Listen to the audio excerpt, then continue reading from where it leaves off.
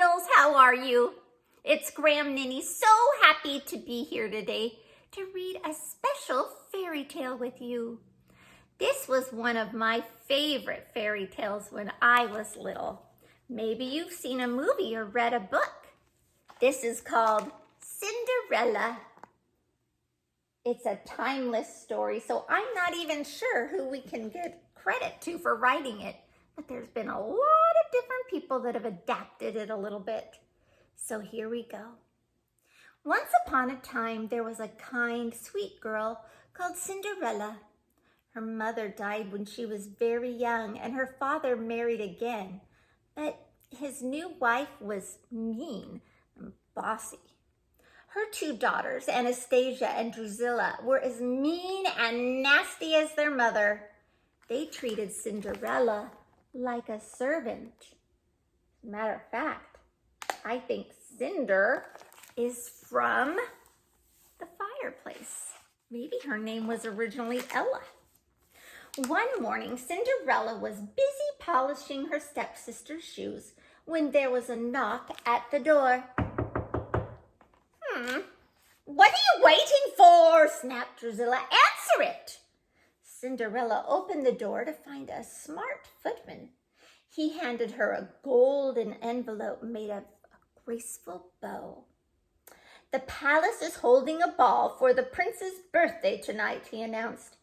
Every girl in the kingdom is invited. Wow. Would you want to go to the prince's birthday party? I would. Oh, I so would.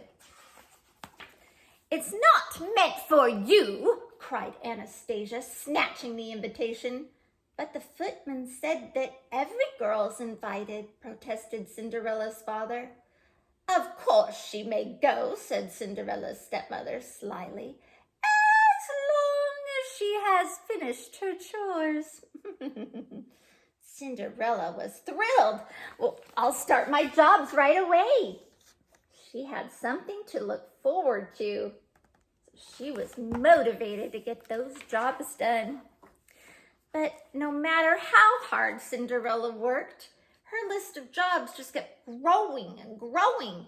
Her stepsisters and stepmother saw to that. Iron my dress! Oh, brush my hair! Paint my nails! Fetch my necklace!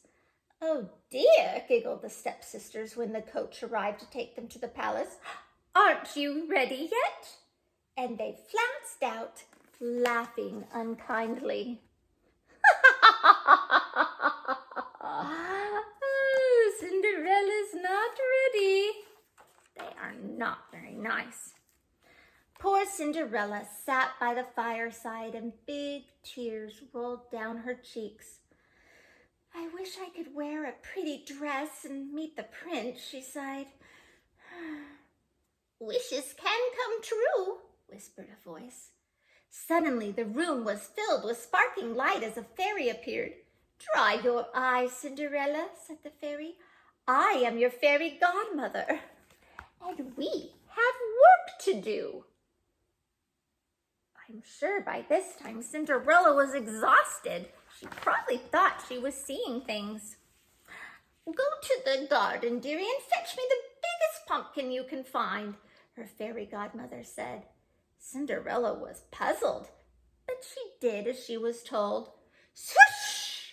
With a wave of her wand, Cinderella's fairy godmother transformed the pumpkin into a beautiful coach. Next, the fairy godmother searched around the courtyard and rounded up 4 white mice and a rat. Swoosh! 4 gleaming white horses and a very smart coachman appeared. Wow! Out of a rat and mice? That's some fairy godmother. That's that. Now for you, said the fairy godmother. Swoosh! In a burst of twinkling stars, Cinderella's plain dress was transformed into waves of soft silk, and on her feet were 2 dainty crystal slippers.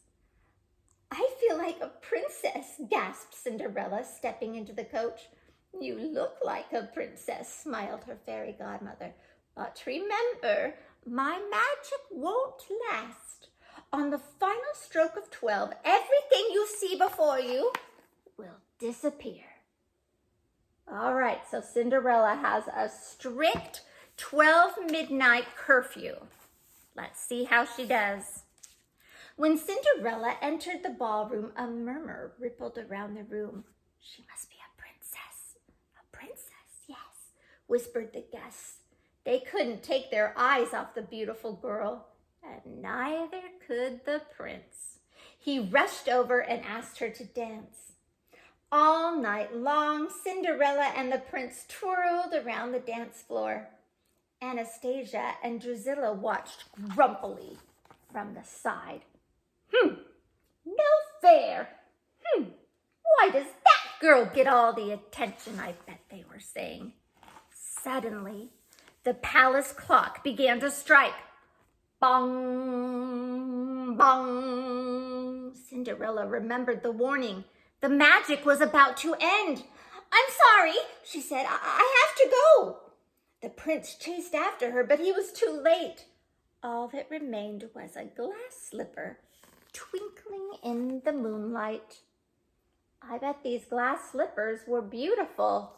I can't imagine they were comfortable to wear, though. The following morning, the prince set out to find the beautiful girl from the ball. Every girl in the land must try the slipper, he said. Girl after girl tried to squeeze her foot into the tiny shoe, but with no success. Finally, the prince arrived at Cinderella's house. Anastasia and Drusilla fought over the glass slipper, but no matter how much they squashed and squeezed, they could not force their big feet into this dainty shoe. Would your foot fit into this glass slipper? I don't think mine would. Is there no one else? Asked the prince. There's Cinderella, said her father bravely. Let her try, said the prince, kneeling to slip the shoe onto Cinderella's pretty foot. It fits, he cried happily. My search is over. Will you marry me? Cinderella agreed at once. But she can't, shrieked her furious stepmother. She didn't even go to the ball. Suddenly, the room was filled with light as the fairy godmother appeared. She transformed Cinderella's dress into the beautiful ball gown once again. There could be no mistake. Cinderella was the one. She was that girl at the ball. I think even her stepsisters hadn't recognized her. The wedding took place the very next day. And this time you don't just look like a princess, whispered her fairy godmother. You really are one. The prince and Cinderella lived happily ever after in the palace. Meanwhile, Anastasia and Drusilla had to polish their own shoes and iron their own dresses. And that made them grumpier than ever. A lot of fairy tales end with, and they lived happily ever after. And this one did too. Did you hear it? Stay hopeful, stay true, and be wonderful, special little you.